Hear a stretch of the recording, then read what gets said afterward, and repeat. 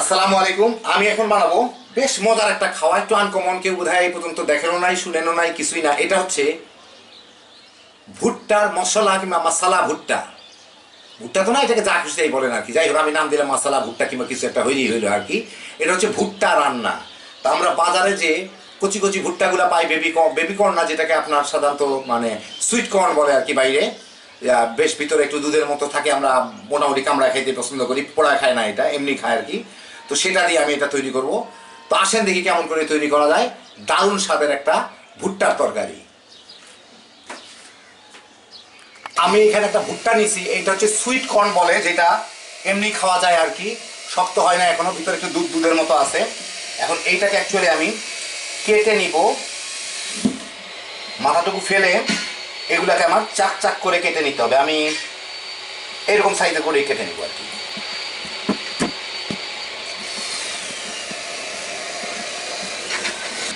তো হইলো আমার কয়েকটা টুকরা। এখন আমি ঠিক এইরকম আরেকটা ভুট্টাকে এইভাবে খুলে নিচ্ছি। আমি এখন চুলা একটা প্যান গরম করে তার মধ্যে 1 চা চামচ মেথি দিছি, 8-10টা কাঁচা শুকনা মরিচ দিব। আমি ব্যবহার করতেছি জিরা ধনিয়ার গুঁড়া, সেই জন্য আমি দিলাম না। যদি আস্ত দিতাম তাহলে এখন এইভাবে আমি ভেজে নিতাম। তো এইগুলাকে একটু ভেজে নিব। তার শেষের দিকে আমি ধনিয়া আর জিরার গুঁড়া 1 চা চামচ করে এর সাথে যোগ করব। যোগ করে ওগুলো হালকা করে একটু ভেজে নিব। তো প্রথমে আমি এগুলাকে একটু ভেজে নিই। এগুলো একটু ভাজা ভাজা হইলে, পোড়া পোড়া না, চুলাটা বন্ধ করে দিই, এতেই হয়ে যাবে আমার। মানে এর যা গরম আছে তার মধ্যে আমি 1 চা চামচ জিরার গুঁড়া দিব, 1 টেবিল চামচ ধনিয়ার গুঁড়া দিয়ে আমি এটাকে একটু নেড়ে নিই, যাতে ধনিয়া জিরার গুঁড়াটা একটু ভাজা ভাজা হয়ে যায়। যা গরম আছে তাতেই হবে। এখন এগুলা ভাজা হয়ে গেল, আমি বাকি মশলাটায় চলে যাচ্ছি। আমি এখানে 1 কাপ নারকেল কোড়ানো নিছি, 10-12টা রসুনের কোয়া নিছি, 2টা মাঝারি সাইজের পেঁয়াজ নিছি। ওর সাথে আমি এই মশলাগুলোকে দিয়ে দিব। দিয়ে আমার এটা একটু পানি দিয়ে ব্লেন্ড করে নিতে হবে, একদম মিহিন করে ব্লেন্ড করে নিতে হবে, সুন্দর যাতে একটা পেস্ট হয় আর কি। তো এগুলোকে আমি দিয়ে এখন এটাকে ব্লেন্ড করে নিয়ে আপনাদের বাকি রান্নাটা চলে আসতেছি। এখন একটা কড়াইয়ে তেল গরম করে 2 টেবিল চামচের মতো, তার মধ্যে কয়টা সরিষা ফোড়ন দিব, সাথে সাথে 2-3টা তেজপাতাও দিয়ে দিব। দিয়ে একটু নেড়ে নিই সরিষাগুলো ফুটে ওঠা পর্যন্ত। তেজপাতার বদলে কারি পাতাও দেওয়া যায়। সরিষাগুলো ফুটা শুরু হয়েছে, এখন আমি এর মধ্যে, মানে সবই ফুটে উঠবে জলদি, আধা কাপ, প্রায় 1 কাপের মতো পেঁয়াজ কুচি দিয়ে দিব।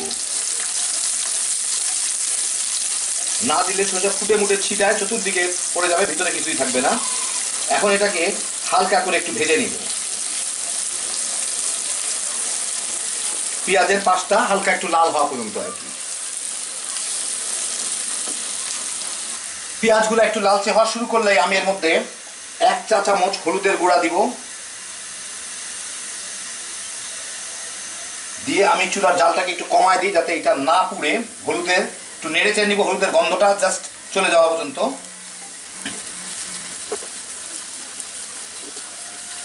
এই 15-20 সেকেন্ড হলুদের গন্ধটা চলে গেলেই আমি এর মধ্যে যে মশলাগুলোকে ব্লেন্ড করে রাখছিলাম ওই মশলাগুলোকে দিয়ে দিব। এখন জালটা আবার বাড়ায় দেই।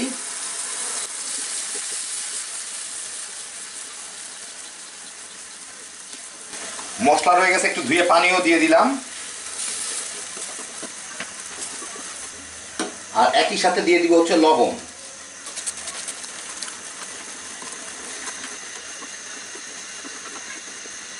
টেস্টটা একটু দেখি, ঠিক আছে। এখন আমি ঢেকে এটাকে 7-8 মিনিট একটু ভুনে নিব। এই 6-7 মিনিট ভুনার পরে তেলটা যখন ছেড়ে দিবে সাইড দিয়ে, একটু পুরাটা তেল ছাড়বে না এটা, যাই হোক মোটামুটি শুকায় গেছে। এখন এর মধ্যে আমি এই ভুট্টা কটাকে কেটে রাখছি, যে ভুট্টাগুলাকে দিয়ে দিব, আর ভুট্টার দানাগুলাকেও দিয়ে দিব, সাথে একটু পানিও দিয়ে দিব যতদূর প্রয়োজন হয়।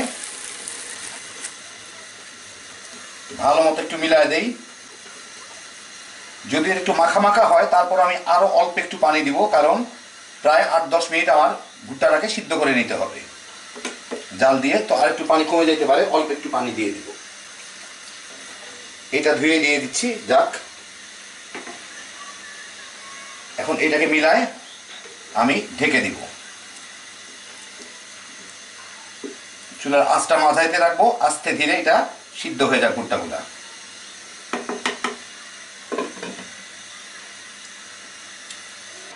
প্রায় মিনিট 20 পরে এর মাঝখানে আমি 2 একবার নেড়ে দিছিলাম। এখন এইটার মধ্যে আমি ইয়েগুলা প্রায় 80% সিদ্ধ হয়ে গেছে ভুট্টাগুলা।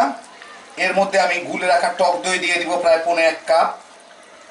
ইচ্ছা করলে তেঁতুল গোলাও দেওয়া যায়, তবে টক দইটাই প্রিফার করি।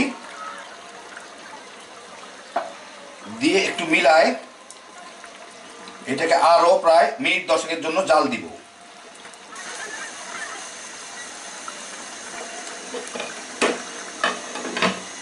ঢেকে জাল দিব। 6-7 মিনিট পরে এটার ভিতরে এটা ঝোল উপরে দেখা গেল, আসলে ঝোল নাই, কারণ নারিকেল টারিকেল আসতে এগুলো নিচে চলে যায়, পানিটা খালি উপরে থাকে। কয়টা কাঁচামরিচ দিয়ে দিব, শুকনো মরিচ মিলায়। কয়টা ধনিয়া পাতা কুচি দিয়ে দিব। দিয়ে এটাকে একটু মিলায় দেই। তলে আবার লেগে যায়, এই যে তলের দিকে ঝোল থাকে না, সবগুলা নিচে চলে যায়।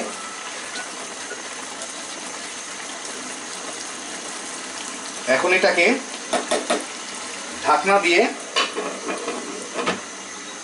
আমি চুলাটা বন্ধ করে দিই। একটু পরে তেলগুলা উপরে একটু উঠে চলে আসবে, ঝোলটাও নেমে যাবে। তারপর আপনাদের দেখাচ্ছি আমি আবার। তো কিছুক্ষণ পরে দেখি আমার রান্নার অবস্থা কি। এই যে দেখেন, হয়ে গেল আমার অনেক মজার ভুট্টার তরকারি।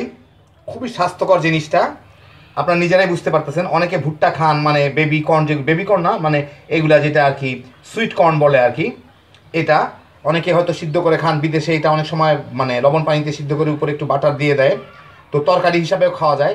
সাংঘাতিক মজার জিনিসটা এবং খুবই স্বাস্থ্যকর, কারণ এর মধ্যে ফাইবারের পরিমাণ প্রচুর আছে। আর ভুট্টার যা ভিটামিন মিনারেলস থাকার কথা সেগুলো তো পাচ্ছেনই। তো দেখেন কত সহজে একটু ভিন্নধর্মী খাবার আমরা বাসায় রান্না করে নিতে পারি, ঝটপট হয়ে যায়। হ্যাভি জোশের একটা আইটেম। এখন ভুট্টা পাইলে খালি বানাইবেন আর তামা তামা করে খাইবেন। দেখে গেলেন কী করে তৈরি করলাম। আল্লাহ আপনাদের সবাইকে ভালো রাখুন। ইনশাল্লাহ আবার দেখা হবে। আল্লাহ হাফিজ।